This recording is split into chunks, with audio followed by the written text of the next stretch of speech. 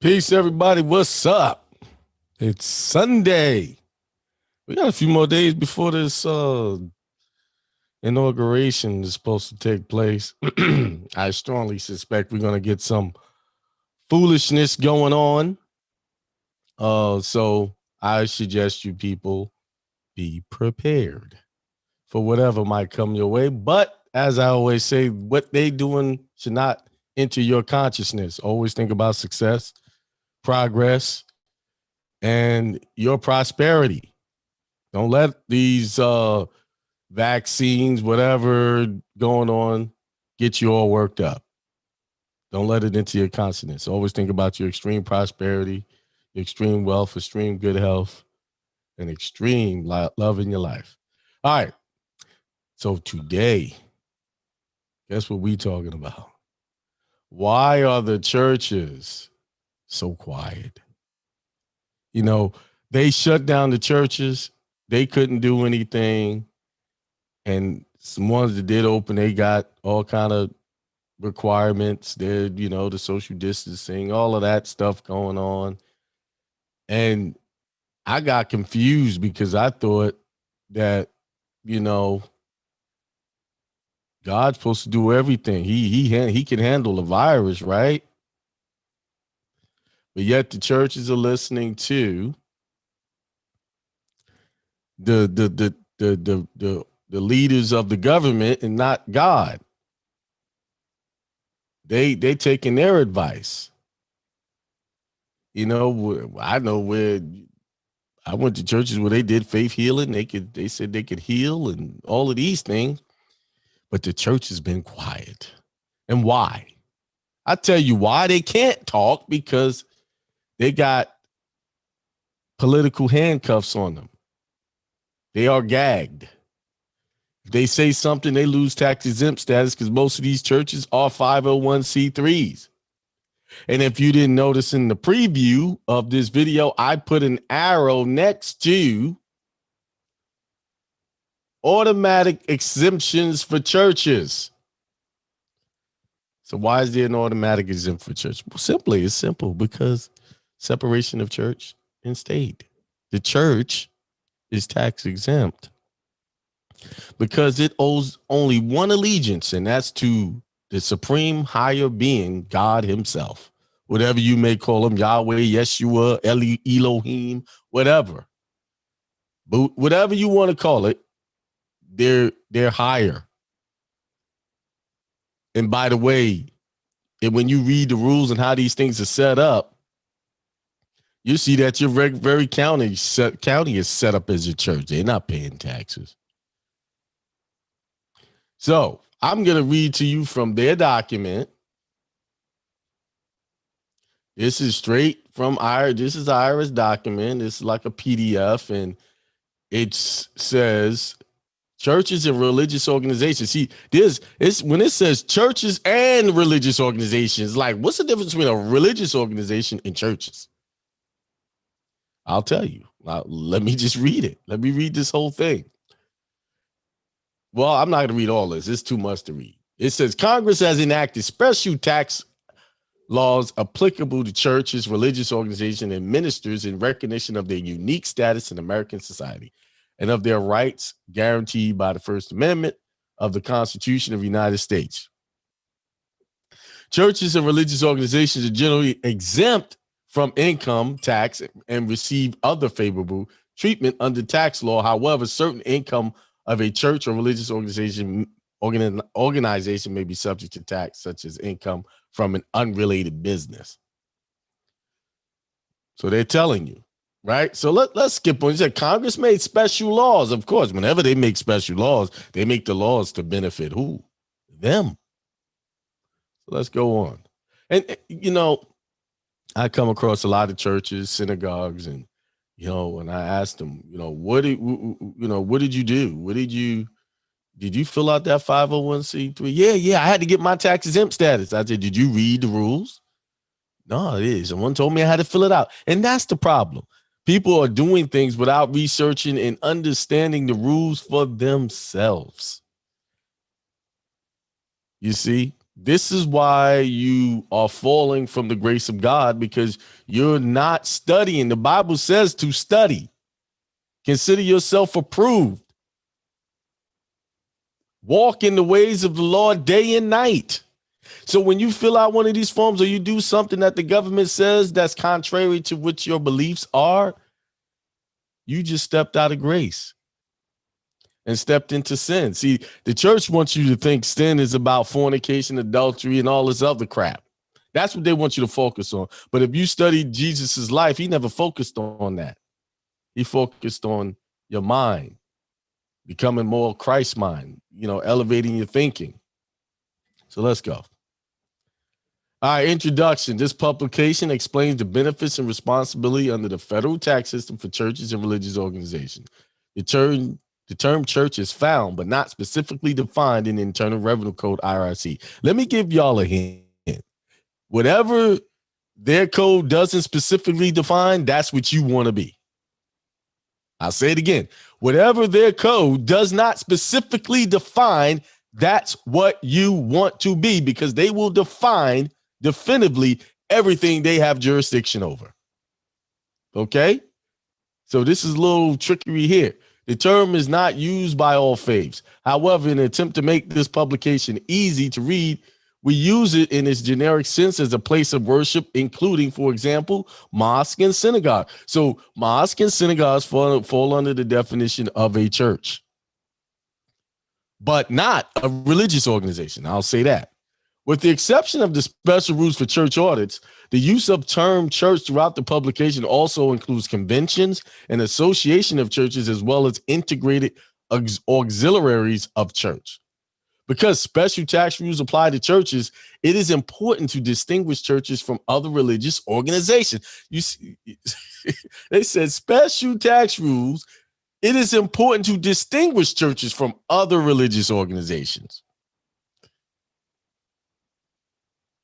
Okay, therefore, when this publication uses the term religious organization, it is not referring to churches or integrated auxiliaries. Religious organizations that are not churches typically include non-denominational ministries, interdenominational, and ecumenical organizations, and other entities whose principal purpose is to study or advancement of religion.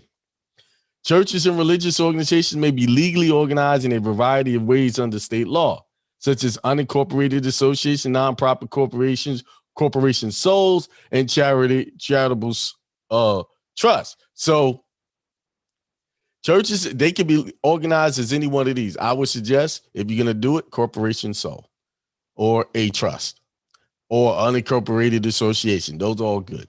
All right. Certain terms used throughout the publication: church, integrated auxiliary of a church minister, and IRC section 501c3 are defined in glossary on page 27. Okay. Churches and religious organizations, like many other charter organizations, qualify for exemption from federal income tax under IRC section 501c3 are generally eligible to receive tax deductible contributions. To qualify for tax exempt status, such an organization must meet the following requirements, covered in greater detail throughout this publication. The organization must be organized and operated exclusively for religious, educational, scientific, and other charitable purposes. Net earnings may not inure to the benefit of any private individual or shareholder. No substantial part of its activity may be attempting to influence legislation. The organization may not intervene with political campaigns, and the organization purposes and activities may not be illegal or violate fundamental public policy. So there you go. That's what qualifies them as a religious organization or church. But I'm going to go to the actual code. Close this out.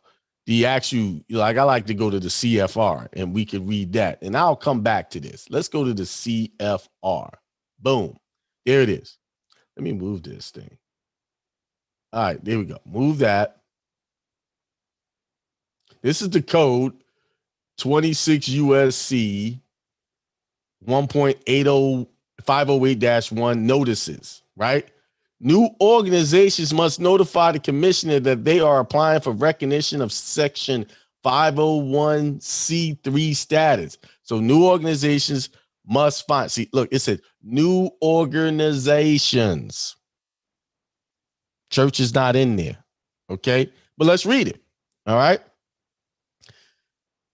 It says, in general, except as provided in subparagraph 3 of this paragraph, an organization that is organized after October 9th, 1969 will not be treated as described in section 501c3.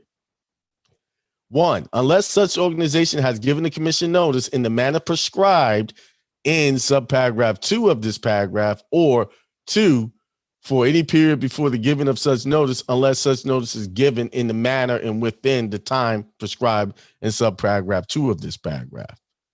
No organization shall be exempt from taxation under section 501A by reason of being described in 501c3 whenever such organization is not treated as described in section 501c3 by reason of section 508A and this paragraph. See, they give you all of these sections so you can keep bouncing around. But I did all the bouncing around for you already, so I'm just kind of cut through it, right? It says 2, filing of notice for purposes of paragraph A1 of this section, except as provided in paragraph A3 of this section, an organization seeking exemption under 501c3 must file the notice described in 508A within 15 months from the end of the month in which the organization was organized. Such notice is filed by submitting a properly completed, executed Form 1023. That's this form. Wait a minute. This is the instructions for Form 1023 right there. That's the instruction, but that's the form that these organizations must file to get their tax exempt status, right? So let's go back to the code. Or if applicable, Form 1023 easy. Exemption application. Notice should be filed with the appropriate office as designated by the commissioner in guidance published in the Internal Revenue Bulletin. Forms the instruction to the applicable forms. A request for extension of time for the filing of such notice should be submitted to such appropriate office. Such request may be granted if it demonstrates that additional time is required. And that's just telling you all the forms. But I'm going to skip down to here. 3, for purposes of subdivision 1 of subparagraph and paragraph B2(1) of this section, an organization shall be considered organized on the date it becomes organization described in section 501c3 determined without regard to section 508A. Since a trust described in section 4947A2 is not an organization described in 501c3, it is not required to file a notice described in section 508. That's why I said set up a trust. See, a trust don't have to file a notice. You see? Now, let's go down to 3 exceptions from notice. Paragraphs A1 and 2 of this section are inapplicable to the following organizations.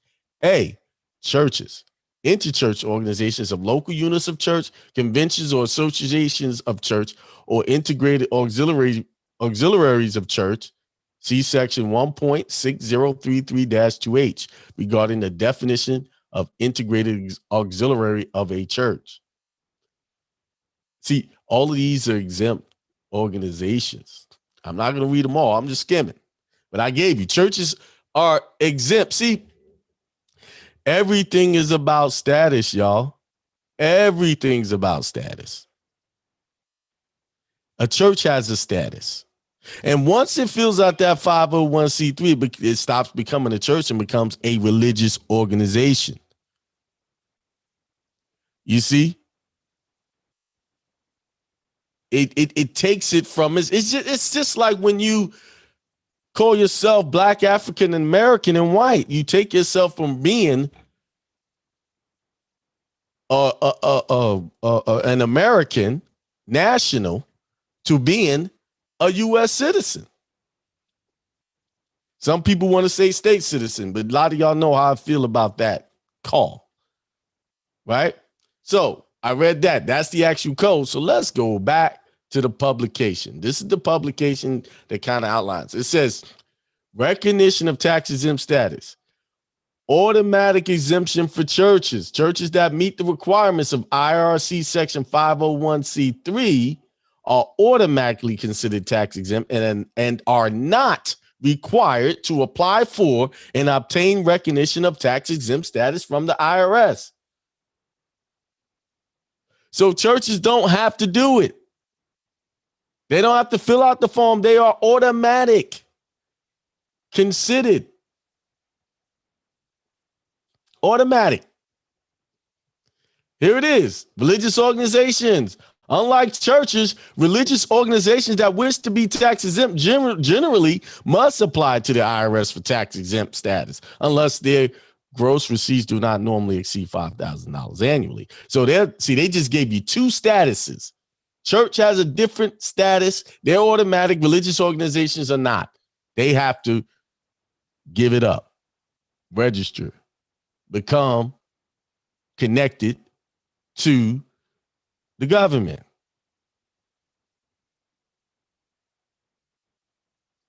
Now, then they also say every tax exempt organization, including a church, should have an employee identification number. So you can get an EIN as a church. See, some people think that to do the 501c3, the EIN is like they go together. You don't have to have the 501c3 or fill out the form 1023 to get an EIN for a church. Why do you need that? Because you got to open up bank accounts. So you need that EIN number for it. You show that it's an entity separate from you. You see? Now, let's keep going. Now, and you got to pay a fee when you apply for this. All right, let's go to the actual instructions. Here it is. Let's go to this. 16. Go down. This is the instructions for the form. All right, here it is. There is no single definition. I'm reading this again. This is right out of this thing. There is no single definition of the word church for tax purpose when determining whether a section 501c3 religious organization is described as a church, described in section 509A1 and 170B1A1. We will consider characteristics generally attributed to churches and the facts and circumstances of each organization applying for public charity classification as a church. Now, these are the characteristics your church must have in order to be considered a church and tax exempt. The characteristics generally attributed to churches are a distinct legal existence. So you create a church, give it an EIN, it has a distinct legal existence. A recognized creed and form of worship, so that you got to have a creed, which y'all all about. What's your form of worship? A definite and distinct ecclesiastical government. So they're telling you churches are a government. Create your own government. Or, as you would see in a passport application, a foreign state. A formal code of doctrine and discipline. A distinct religious history. A membership not associated with any other church or denomination. Ordained ministers ministering to the congregation. I'm an ordained minister. Ordained ministers selected after completing prescribed courses of study. A literature of its own, established places of worship, regular congregations, regular religious services, Sunday schools for religious instruction of the young, and schools for the preparation of ministers. Now, this is what people must read, because they say, although you don't need to meet each of the above criteria to be classified as a church, you're generally required to have a congregation or other religious membership group. For purposes of foundation of classification under section 509A1 and 170B1A1, the term church includes without limitation mosques, temples, and synagogues, and certain other forms of religious organization. For more, see publication 1828. There you go, y'all. I just read it. Simple. So, I didn't give y'all I didn't tell y'all the penalty. Hang on. That these guys get for breaking the rules. We got to go to that. Things that they can't do. All right, let's find what it says. Cost.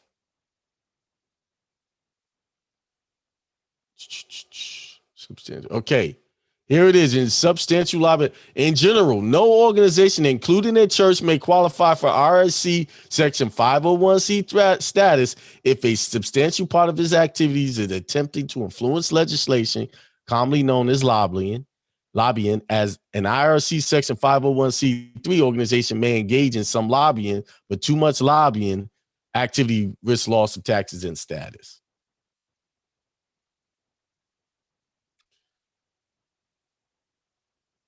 Okay, let's see. Status.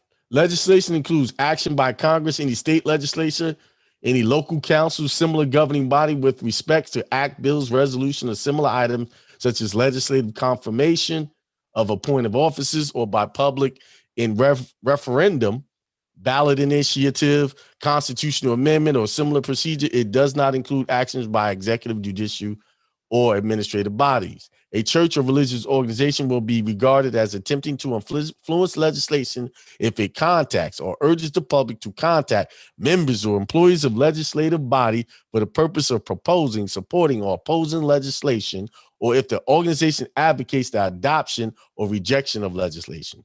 Churches and religious organizations may, however, involve themselves in issues of public policy without the activity being considered as lobbying. For example, churches may conduct educational meetings, prepare and distribute educational material, otherwise considered public policy issues in an educational manner without jeopardizing their tax-exempt status.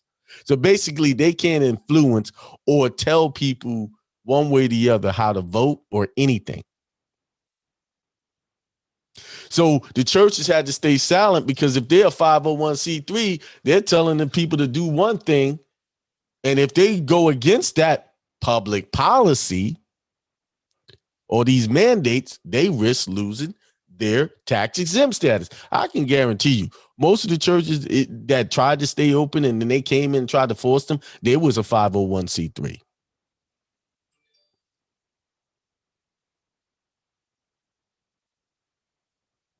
You see? Here, measuring this lobbying activity, more of that, more of that, more of that. So they can't go against the rules. They can't go against their father, their God. Once they get that status, they like to say these, God is, God, the heaven, God, whoever in heaven is their God, but really, the government's the God. Once you do this paperwork, because now they can say and that those definitions are so broad, they could say, "Oh yeah, you're trying to influence." They could use that. Now, once they restrict their tax exempt status, guess what happens? It goes back to the date they're open. So if you've been open 20 years, you're going to have to pay taxes for 20 years back. Simple.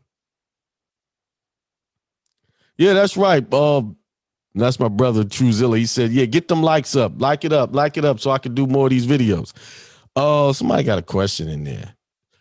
Before I get to that question, y'all understand that? Y'all get that? Now y'all see why the church is silent?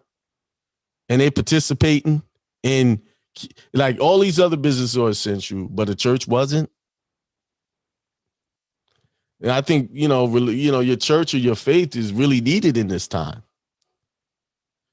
Okay, good evening. You get my email which shows my name changes that Denton County last week ago. I don't, people send me a lot of stuff. I probably got it. And I don't know if you're trying to get me to critique your paperwork, or you need to get a consultation, or if you just show me you got your name changed and it got done, congratulations. Hand clap to you. All right, let's see what else. Any other question? Time to get this. Yeah, let me see a piece. Ben Bugatti, I like that. Jason, peace to you, Chief Lemuel. Lemuel Moore. Milton Hubert, peace to you. Yazia Bay, if I'm pronouncing that. Truzilla, peace. I like that last drop you gave me, Truzilla. That's my brother, by the way. Plain Truth. A Mexican more indigenous Nolans. That means you from New Orleans? That's what the Nolans stand for? Late today, church is automatically tax exempt. That is correct. Peace to all. Roz Blackwood, DJ B Thunder, peace. Yeah, I'm working overtime. I just got off a conference call with a group that's in my private membership.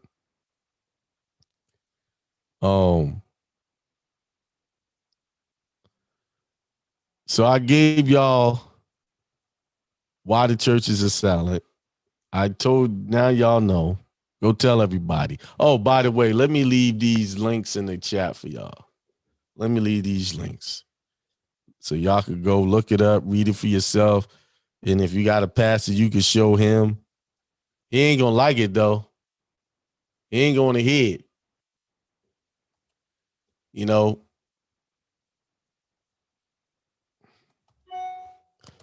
See, they don't have jurisdiction over what you don't sign up for. Once you don't put a sign under penalty and perjury. Let's see if I can find that form.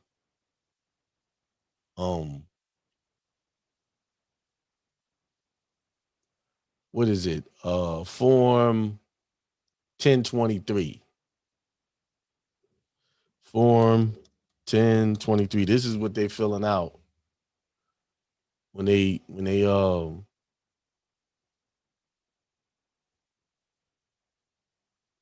doing a thing. It is a form 1023. This is probably the long form. This is the form. This is all the stuff they got to fill out.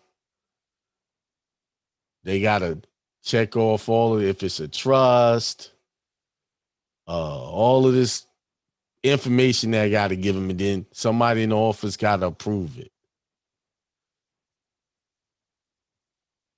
It says here, and even got in the application, do you or will you attempt to influence legislation? Yes or no? Will you support or oppose candidates in political campaigns? Yes or no? There's your questions. Will you make an election to have your legislative activities measured by expenditures by filing Form 5768? Yes or no? Will you publish your own? That's the rights to music. Boom, boom. Do you educational information? And these are the general questions. I want to go down to where they get you at, where you sign this paper. This is look at all the stuff you got to fill out, man. You need an accountant to fill all of that out. That's why you need to become a church. This is crazy. All right. Here it is. This is how they get you. I declare under penalties of perjury that I am authorized to sign this application on behalf of the above organization, and that I have examined this application to the best of my knowledge is true, correct, and complete. So you sign under penalty of perjury, you're going to agree to all of that stuff. And send that long. This application is 40 pages long. So a church don't have to do none of this.